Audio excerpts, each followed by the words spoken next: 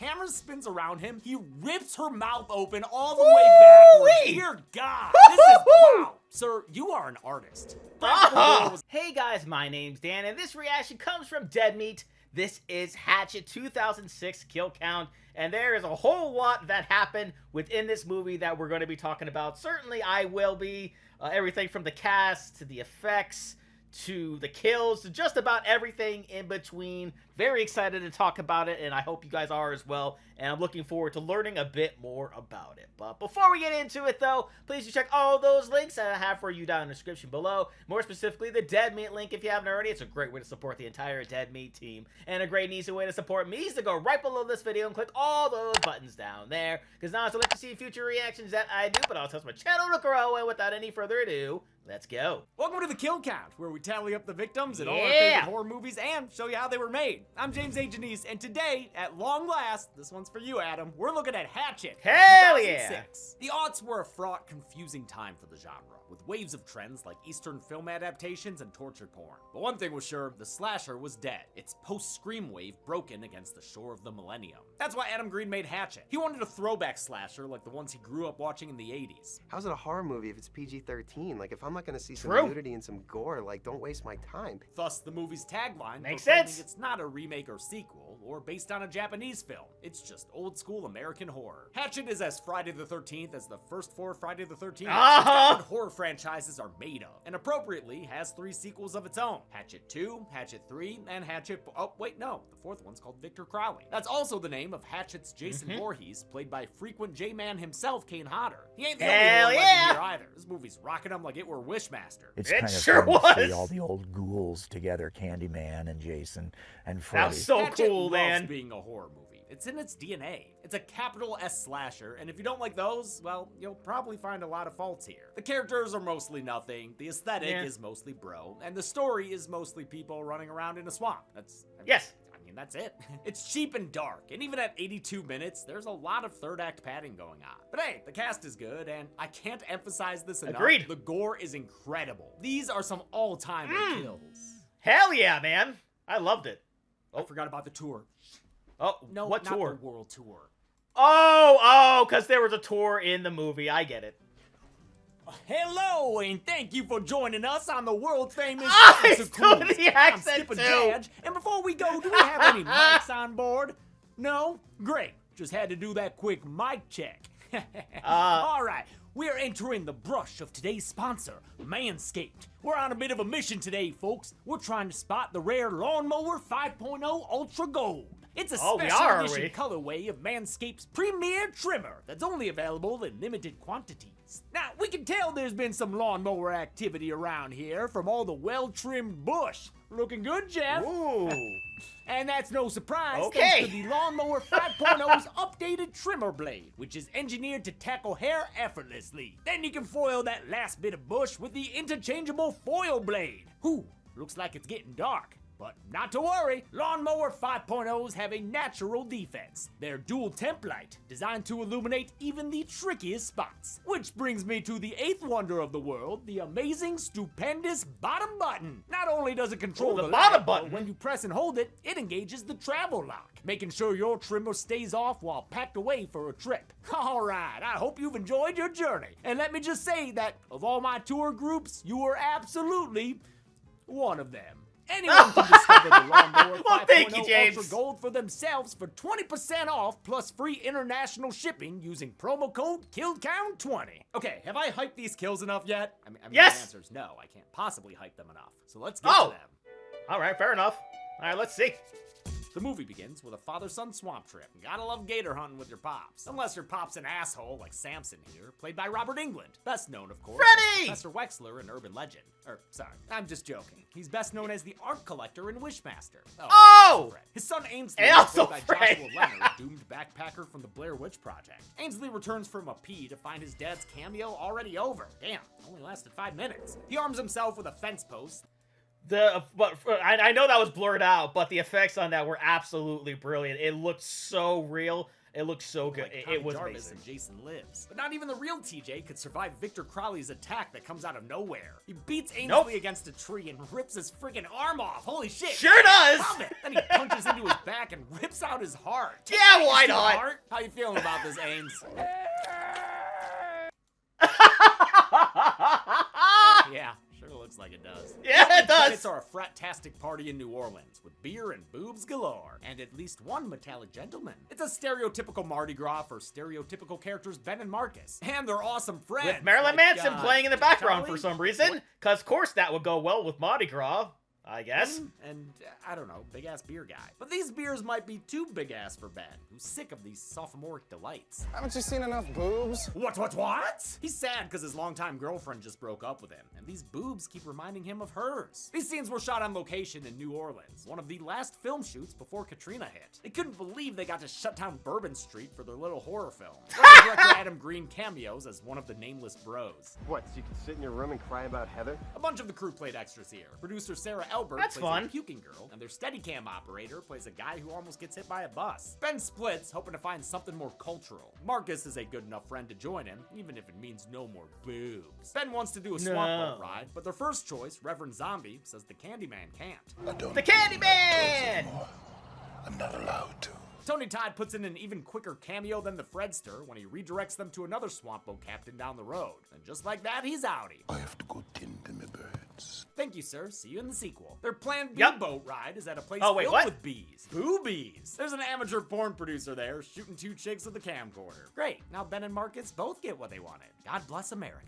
The swamp boat ride comes courtesy of this guy. Do you do a haunted swamp tour? Why, I do the only haunted swamp tour? Oh yeah, this is gonna be a real great time. The Boys and Yeah, the Girls totally. Gone Wild production join an older couple and a sulky chick. Ben sits next to Sulky and swiftly strikes out. Some buddies of mine back home went on this tour. Look, I'm sorry. No. I didn't come on this tour because I was hoping that just maybe I'd get to meet you.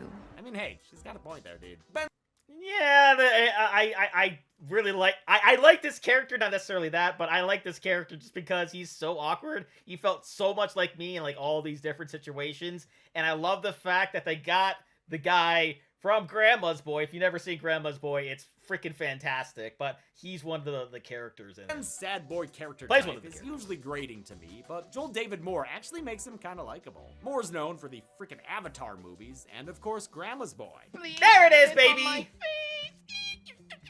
Pretty sad that there's just as much game here. Similarly, Yeah, Marcus's pretty audience much. surrogate character has a lot of charm thanks to Dion Richmond, who didn't even have to audition for the role. Either Green was a huge Cosby Show fan, or he loved him in Scream 3. Oh, you motherfucker! I don't always love the casual improv-like dialogue between these two, but they do come off as real friends, and it's occasionally really funny. You spot me? Yes. Oh, you don't have any cash? No, I'm just not paying for this bullshit. One thing that keeps Hatchet from being the boring kind of slasher is its humor, which works thanks to the cast. Porn producer Doug Shapiro is played with sleazy perfection by Joel Murray, Bill's brother. His subjects have fun bickering back and forth since one of them's an over-serious trained actor, and the other is, pretty dumb. You're smitten.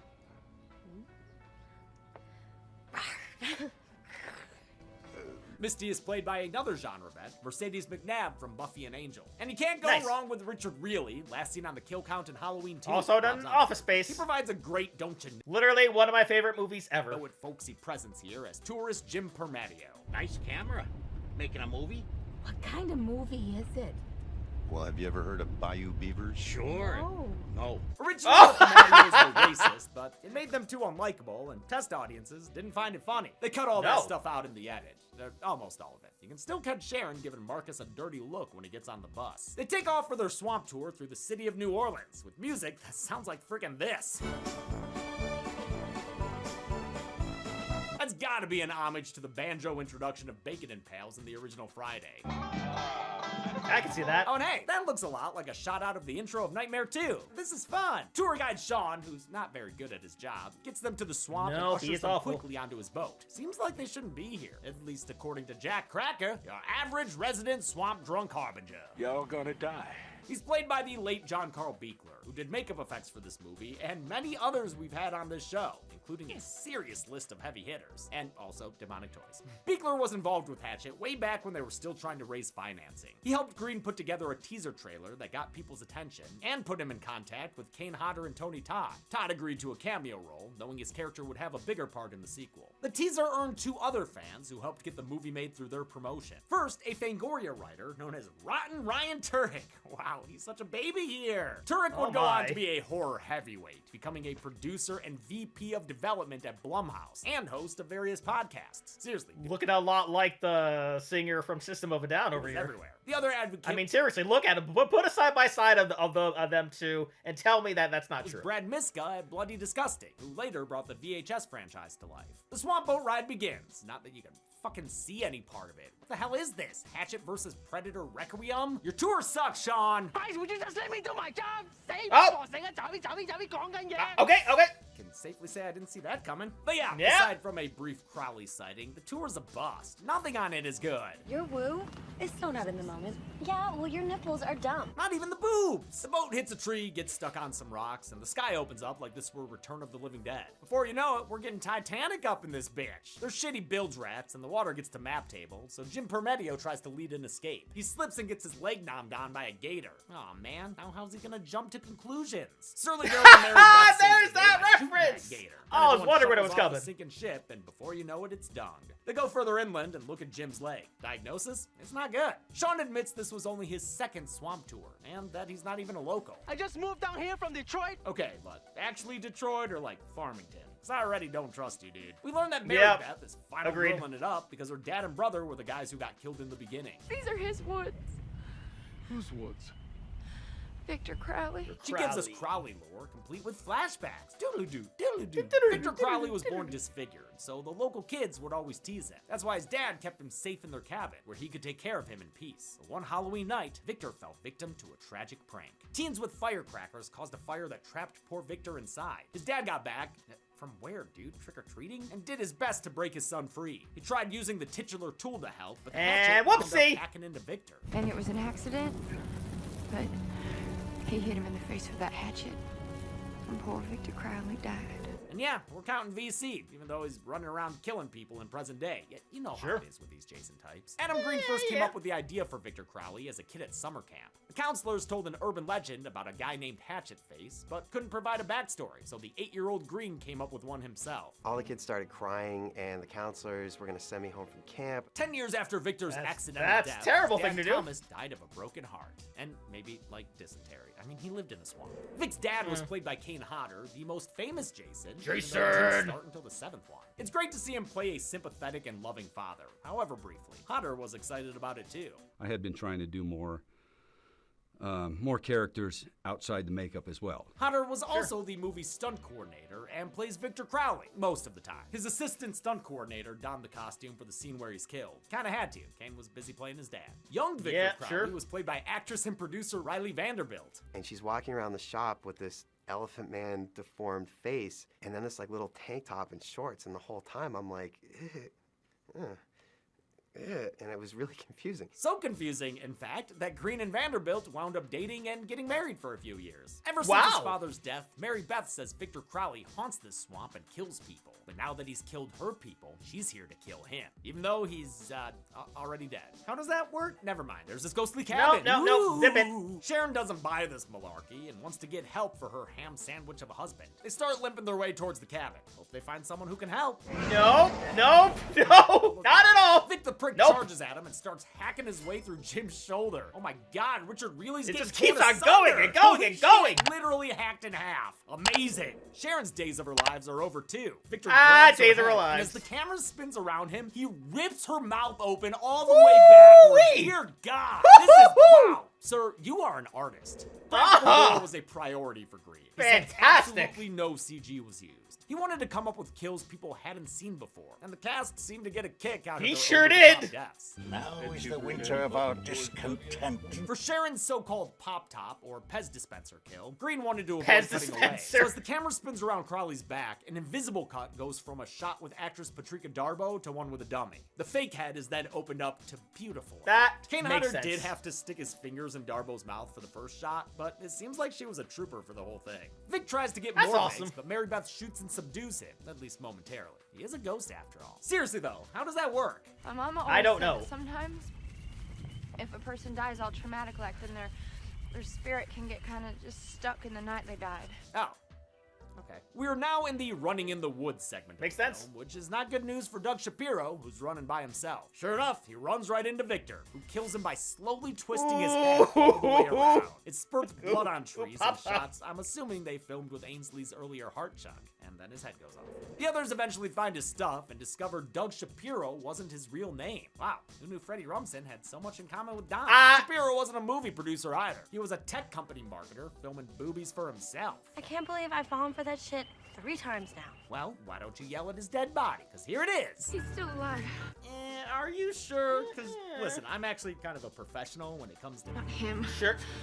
Crowley. Oh, yeah. Oh. That makes more sense. Mary Yeah, Beth and Ben it sure check does. out Vic's cabin in the woods, which doesn't have a mama head, but does have the bodies of Mary Beth's dad and brother. She's real sad about it. Actually, great No. acting here from Amara Zaragoza, who went by Tamara Feldman at the time. Good casting. She just had this aura about her where she's so beautiful, but you're afraid she might kick the shit out of you. The others are kind of just Oh. standing around when All Victor right. jumps out and sticks a belt sander straight into Jenna's mouth. Nom nom nom. When his sand job's interrupted, he turns his attention towards Sean and swipes his leg off. Bam!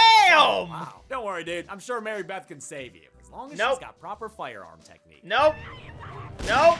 Well, Not nice even knowing the you. slightest. Victor kills the tour guide with a Bye-bye. beheading via shovel. Underrated murder weapon, honestly. You Grab for that like a horror shovel. movie, not for like me in real life or anything. Victor gets back to Jenna, whose mouth ain't mouthing anymore, and finishes her off by impaling her upon the upright shovel handle. See, another way to use it as a weapon. I didn't even think of that. But I need to.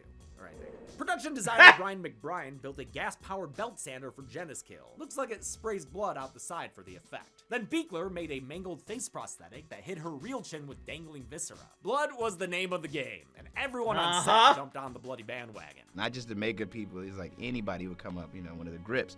Yeah, get a little more blood on your shoulder, bro. You're like, thank you, man. I'm cool. He's like, oh, all right. There was so much blood splattering everywhere, they had to wrap the cameras in plastic. The survivors I try can to see collect that. their bearings, but Crowley ain't gonna let up on the pressure. Okay, just pitchfork him, I guess. Sure. That gives them a chance to get away again, but they realize they're gonna need to stop him for good or else he'll keep on coming back. Ben makes a plan to light Vic on fire with gas tanks he saw in the cabin. Great plan, except for the part where they all randomly split up. You know that spells death for Miss Misty, who gets left alone and promptly abducted when Mary Beth and Marcus aren't looking. Her head is tossed against Ben as he gathers up the gas, and shortly after, her torso is tossed. as well. Yep. VC attacks Ben, but with Mary Beth's help, they manage to douse him in gasoline. Then they light him up like a Christmas tree with faulty wired lights. Oh, Kane, always doing fire stunts. I ain't complaining though. I never get sick of them, and I always like seeing them get extinguished on set. The fire finally quells Crowley for all of 2 seconds. What? And then it starts raining again, which puts him Because of course it does. You gotta be fucking kidding me. The 3 remaining survivors run away until they find themselves in a cemetery. Thank God, a different setting than that fake-ass looking swamp. The majority of Hatchet was shot at Sable Ranch in Santa Clarita, California, which means production designer McBride had to make a desert look like a swamp. He also built the Crowley shack from the ground up, then had to rebuild it after a fire marshal said it was too close to some trees. The swamp may not look the best, but to be fair, production didn't have a lot of money or time to work with. They did their The best. already short shooting schedule was further condensed thanks to unexpected rain and a network TV show stealing their location by parking a helicopter there. This is a suicidal schedule, and we are doing it. The desert night shoots weren't easy, but Green kept spirits high with his energy. Yeah, I love you! Woo! I always love to see him direct. Hey, I love This enthusiasm. movie's 100 times better than it ever could have been because of this crew. Victor finds them in the cemetery and chases them once again, at one point tackling and puking into Ben's mouth? What the Peter Jackson? Mary Beth puts in the final girl in here. She's kicking the crap out of this killer and Sure saving is. these dudes. But that can only last so long. Eventually, Marcus is grabbed and bear hugged by Crowley, who then rips both his arms off. I love the way Dion Richmond falls there. To finish him off, Victor swings Marcus into a grave. Bam! With killer Claudio Castagnoli. Kane Hodder's in the intense to play Victor Crowley seriously. His monster makeup was done by John Carl Beekler, who had previously directed Hodder as Jason in Friday 7. The rest of the cast wasn't allowed to see the makeup before their scenes together. So as stunt coordinator, Hodder worked under a giant coat and visor. Before filming scenes, he would get the other actors scared by screaming bloody murder from afar. It was highly effective. Oh, I'm sure. Oh. He'd stay in character after Green called cut, too, and continue to chase the actors around the set. So I would run straight to the producer's tent because I knew he wouldn't go in there. I couldn't get behind the monitors. Green also contributed to this atmosphere, keeping the cast scared through continual pranks. So there's never a safe moment. You never knew when somebody was going to scare you. I still think they're not totally comfortable around me, but I can Victor imagine grabs a so. spear from the gate and hurls it right into Ben's foot, pinning him to the ground. Instead of leaving him, Mary Beth helps Ben push the pole forward, ripping open his foot, but also impaling Crowley through the neck when he runs into it. Very final chapter-esque finish for the big bad, with a nice little blood spray as punctuation. But of course, I ain't counting Crowley again, because we all know that not guy ain't yet. really dead. We'll confirm it in a minute, right after Mary Beth gets her Alice moment. She has a boat, she has serene music, But she has wait for supposed it. safety as it drifts away from shore. But wait for it, wait Uh-huh. for it. Oh, Mary Beth's no. pulled underwater like that naked chick in Friday 7. She gets stuck on some plant life, but thankfully sees Ben's hand reaching down to help her. She grabs it, only to discover that Ben's severed arm is being held by Victor Crowley. Ben is bleeding out in the boat, and the movie ends with VC screaming into Mary Beth's face. How many bodies were fished out of the water in Friday the 13th Swamp Edition? Let's find out and get to the numbers. What? Little firefly friends? Oh my god! Wait, we're going somewhere? Oh. Where are you guys taking me? Go into the numbers. To the numbers. That was good. I counted 11 kills in Hatchet, and most of them were real gory. The victims Uh-huh. consisted of 8 men and 3 women, a more than 2-to-1 ratio of dudes. This count and breakdown's been seen twice before on this show, and Freaky and Social Mediassicus too. With a runtime of 84 minutes, Hatchet had a kill on average every 7.64 minutes. I'll give the Golden Chainsaw for coolest kill to Sharon Permadio. Plenty of awesome kills in this thing. But that head rip is a masterpiece of sundered skin, and the tongue sticking out vertically at the end. It's a nice touch. The almost So good. famous kill will go to Samson at the beginning. But hey, Robert Englund spent enough time in the makeup chair. I'm glad he didn't Fair. have to get like a life cast or anything. Fair. And that's it. Hatchet came out in 2006 and made most of its money through DVD sales, because that was a thing that happened back then. Maybe one day I'll cover the sequels, but until then, I'm James A. Janice. This has been the Kill Count. On the next Kill Count. Hey, be good people. All right, more VHS. Hey, Okay. we're the team at Demi Video. Here with another kill count. Recommend. Whoa. Really doing this? Yeah, do we have to? Yeah, guys, it's part of the franchise, so... Here's VHS Viral. VHS Viral Wraparound Vicious Circles is a love story about a boy, a girl, and his camera. God damn it, Kev. No one to turn the thing off. He wants to get famous with a viral video or something. I seriously don't know. It makes no fucking sense, and it's shot like garbage. Keep going. We can edit that out. Dante the Great is a faux documentary about a trailer park magician and his magic demon cloak. There's no such thing as magic. Yes, there is, because only magic can explain how James got me to watch this thing.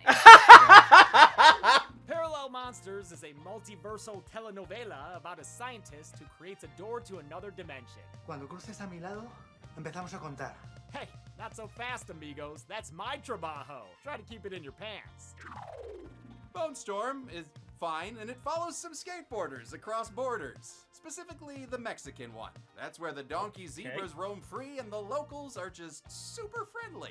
Oh, yeah, I see that. Will they survive this skating sesh with Satan? Probably not. Only if they get some help from the local authorities. Oh, fuck that. Vámonos. So this week, watch VHS Viral. Dude, Chelsea's gone. Then on Friday, Yeah, make sure to that's tune in fair. for the Kill Count. Seriously, your wife is missing. Only on Dead Meat. What is wrong with you? Wow, that's disgusting. Shouldn't a kid be watching this? Yeah, Dead Meat video. Save yourself. Save yourself. Yeah, that's fair. Oh no, Chelsea. Okay. The Yeah. VHS Viral can currently be watched on the All right, so yeah, about that, I've already heard some things about that movie that make me excited about it, and certainly something that's because Chelsea brought it up in the second movie. Something happens to a certain animal, and it's just like, oh, cool, and it's gonna happen to that. I'm not at all looking forward to seeing that. Definitely gonna skip it. So thank you sir, for telling me about it. It'll be nice to not have to watch that ever. But as far as this movie is concerned, I absolutely loved it, even though the plot didn't really matter. We knew where the story was going, right? But the cast was great. The fact that they got Candyman, Jason, and Freddy all in the same movie was pretty awesome. Then the cast, the rest of the cast, rather, because you had the guy from Office Space, you had the guy from Grandma's Boy, that I absolutely love both of those movies so much. And when I saw that, I'm like, yeah, I get to see them possibly get killed, because, you know, that was a thing that was probably going to happen. And then all the effects, my God, that James said it best, the whole ripping of the head thing, that has to be an all-timer. I don't know if I've ever seen a better kill than that. And then, like, the one guy who had his head twisted off, like, he's just trying to take twist off the top of a soda or something. Just absolutely brutal. And just everything about it was just amazing. I don't know when they're going to be doing the second one. Kind of curious about it. I haven't seen it. The only thing I know about is apparently the guy who plays Candyman is going to be in that movie as well. So hopefully it'll be good. But I'm not looking forward to this. Not even in the slightest. So that's going to do it for me here. Comment down below. Let me know, what did you think about Hatchet? Please leave a like if you enjoyed. Please check all those links I have for you down in the description below. Then lastly, and most importantly, I want to give a huge shout out to all my $5 and up supporters on Patreon. Cruising, Wolverine310, Kester Cronage, Joseph McSweeney, Amber K, Raymond Bright, Chris Curtis, Haley Machinardi, Ann Perry, Larka, Fox Cacophony, Misa2, Lily the Snoopy Fan, Lauren, Fleet Street Viscount, Christopher Banyard, Songbird177, Scott, Misa3, Arrow Hamster, Inca Linquist, Aubrey the Charlie Brown Lover, ZK Stir, Strange Moth, Lee Harris, Chris Chapin, and Thomas Sharonowit. Thank you guys so very much. And if you too like to have a shout out and in each and every one of my videos, please head over to patreon.com/TheDamnReactor for more. And I'll see you guys next time.